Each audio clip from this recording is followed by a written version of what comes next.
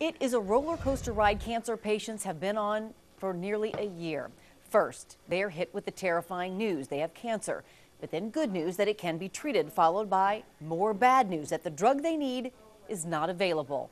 This is happening to cancer patients all over the country. Common, life-saving cancer drugs are in short supply. KXLY4's Tori Brunetti is with us tonight. And Tori, drug companies aren't making enough of those drugs.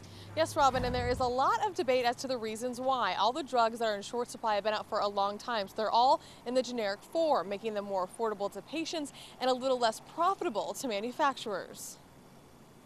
The isolation that is created by cancer is one of the toughest things. 9 months ago, Christine Ard was diagnosed with a sinus tumor. I wasn't given too many weeks to live. After months of chemo, it looked like she had beaten her cancer. She was nearing her final few months of treatment when the drug she was taking was no longer available. It's frustrating. It's frustrating beyond words.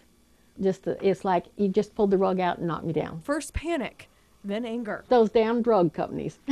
I'm sorry, but that's true. Dr. Arvind Chaudhry is the medical director of Providence Cancer Center, and he says shortages of life-saving cancer drugs that have been around for years is a growing problem. It almost feels like we're not practicing in a first world country anymore.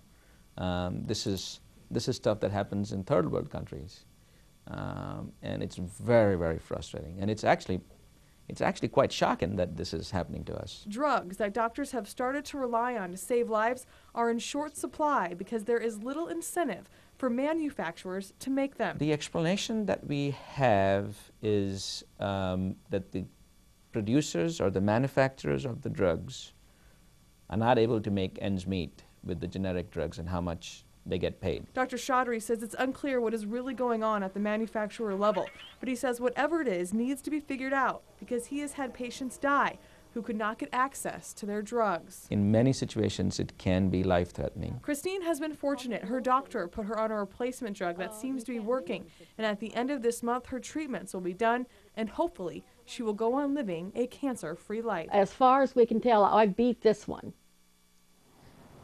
Dr. Chaudhry says things are being done to figure out why these shortages are occurring and how to fix them.